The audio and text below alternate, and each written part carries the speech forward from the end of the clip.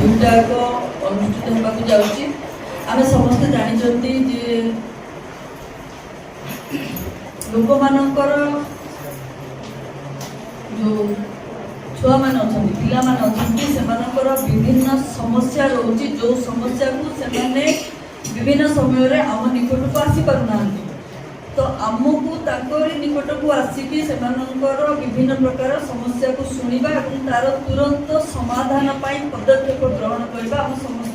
उत्तरदायित्व रोचे। यही परिप्रेक्षी में आमर राज्य शिशु अधिकार सुरक्षा आयोग मो निकट उपस्थित अच्छा मोर आमर कमिशनर ऑनरेबल मेंबर कस्तूरी मिश्र अच्छा आमर आउ जन ऑनरेबल मेंबर मनस्मिता खुंटिया महोदय आउ जन ऑनरेबल मेंबर सुजाता नायक महोदय एवं आमर उपस्थित अच्छा लीगल अफिसर रेहमान सार अच्छा पुणी आपणकर एडीएम भी उपस्थित अच्छा मो सामने उपस्थित समस्त लाइन डिपार्टमेंट समस्त अफिसर मानक आज कार्यक्रम को समस्त को स्वागत करुच्ची। आम समस्त गोटे उत्तरदायित्व समस्ते आम शिशु मानकर संपूर्ण विकास सुरक्षा आम काम कर तेणु आमरी राज्य एवं पार्टिकुलारली कोरापुट जिले में एभली गोटे भी शिशु तार अधिकार वंचित न हो एवं ताकू किभली भाव में आम संपूर्ण सुरक्षा दे परिबा तार उत्तरदायित्व आम समस्त कांध उपर न्यस्त अच्छी तेणु ताकू तुलेबा पाई आम समस्ते प्रचेष्टा भी करबा। मु भाबुजी जदि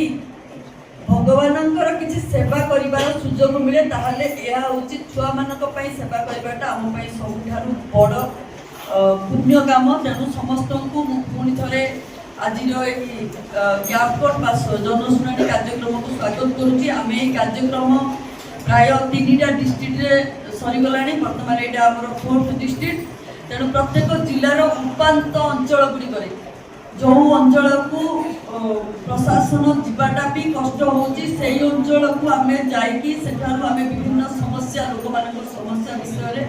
अवगत होचु। मु कोरापुट जिला को विगत दिन में भी आसी विजिट करी विभिन्न समस्या उपर आलोकपात करी आमर जिला प्रशासन कलेक्टर एसपी समस्त से उपस्थित थे। तेणु आज ये कैंपोर्ट को आमर आगरू जहाँ आमर निर्देश थिला जे आमर जो एरिया गुड़िक किसी समस्या अच्छी पिला मानकर आम से डकैबा किसी समस्या आम नजर को भी आसे जो समस्या माने जिला प्रशासन से भल साहय कर लाइन डिपार्टमेंट गोटे ग्रुप को आम कहवा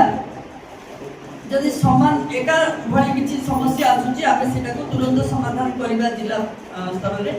जो समाधान से न हो पार सी आसवा आम निश्चय समाधान करवा तुरंत तार किभली भाव में आम पिला मानकर समस्या आम जब तुरंत समाधान न कर समस्याटा विकटाल रूप धरब। तेणु समस्त पुणी थे स्वागत करुच्ची कार्यक्रम बर्तमान आरंभ कर।